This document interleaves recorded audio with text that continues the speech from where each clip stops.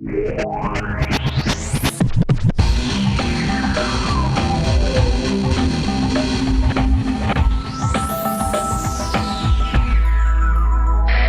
a lot of misinformation floating around about the operation that killed Osama bin Laden yesterday, so we will set the record straight this evening.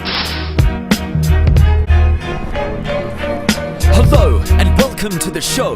This is rap news with that juice it's essential to know. And while journalists claim to be first with the news, we prefer to learn, discern and turn up first with the truth. So without further ado, we're starting by charting the alleged last gasp of Osama bin Laden. We ask the tough question most pundits are dodging. What happened in Baden that morning? And joining us, regular guests on the news feed, the Pentagon's General Baxter and Terrence Moonseed. Gentlemen, welcome. We'll begin with you, General. How's the general atmosphere there at the Pentagon? Incredible. This is just an enviable victory. The USA has made an indelible entry in history. A decade since 9/11, we found bin Laden and got justice for the 3,000 Americans that died then. His crime and infamy have been erased and healed, framed and sealed thanks to the bravery of the US Navy SEALs. Way to kill. Tell us how it went down, the actual sequence. SEAL Team 6 hit the compound. It was battle stations. They found Osama armed with an Islamic ray gun, shot him in the face and... What's that? No ray gun? Oh, well. Then he used his wife as a human shield and...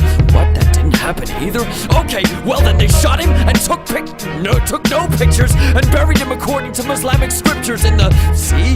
Yes, in the sea! And the president was or was not watching the live feed. An extraterritorial hit? The world's in our grip. Now our jurisdiction extends over all of it. So who's next for shock and awesome judgment? Ahmadinejad, Al-Akawi, Assange were coming. Was Osama worth it? Yeah, he was worth it. We only lost 6,000 more Americans to murk him. But I didn't like how we treated his corpse. He's no hero. And a hang Jordan cornered him at ground zero. Where the 19 hijackers... Lies, Baxter! There were no hijackers. It was a demolition. A Reichstag on the Twin Towers by the twin powers of Bush and Cheney. Bin Laden wasn't in charge of pushing planes in. In fact, the planes didn't even exist. They were blue beam holograms projected to increase the mist. Plead the fifth, but thermite dust sits on the curb and Building 7 is evidence that it's so absurd. You internet nerd, Osama did Distrust every word! This is our finest hour. Justice has been served. Justice? General, that's an interesting word to choose. We're a nation of laws. What other word would you use? Assassination? Slaughter? He's a legitimate military target, a murderer. What about the precedent set at Nuremberg? What? After the Holocaust and 6 million dead, America stayed the hand of vengeance, and instead, Nazi leaders were rounded up and tortured? No. Waterboarded? Hired by NASA? No.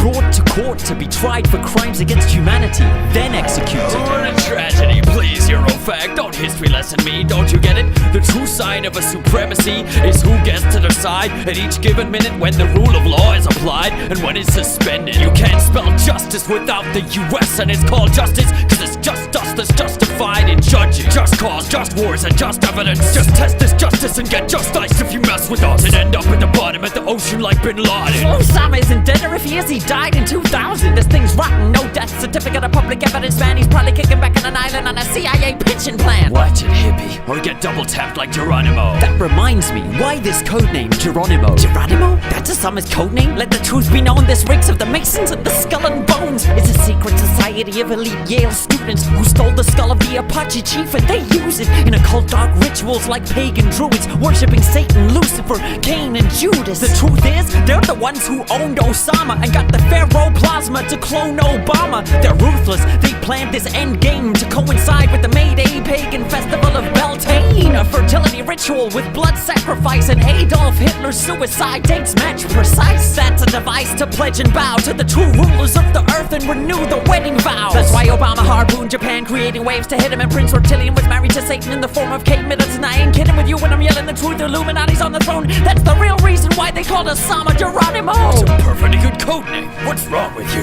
I see many Native Americans consider it dishonorable to have their hero, ancestor and leader associated with terrorism and Al-Qaeda. It all seems like an appalling error. It wasn't an error. This right here is the war on terror, and it's a continuation of the 19th century campaign we had to wage to liberate the territory of the United States from the Redskin savages who also hid in caves and kept on attacking us because they hated our civilized ways, our Christianity, whiteness, and slaves. Was the Apache defending their land Americans from the invasion of whites? They started it, Bob! Get your history right! Same with Al-Qaeda! We didn't pick this fight, so you see, the Geronimo analogy is tight. Alright, thank you both for your interesting views. Little wonder there's such confusion in the news when we can scarcely agree on historical narratives. Is there any mystery that we live in diverging realities? The tides of amnesia seem to be rising like the oceans, unchecked by mass media that is steadily corroding. More concerned with the rush to make headlines by 5 than helping us discern the facts from the lies. But there's a rival tide, an equal and opposite turn, a yearning to read between official lines that have blurred. I'm reassured by the many who were plainly disturbed and who questioned the way in which justice was served. If it was served, it can be served to us just the same. So what brand of justice do we want done in our name? Leaving you now with that thought in your mind. Robert Foster for Juice Media, proud to ignore deadlines.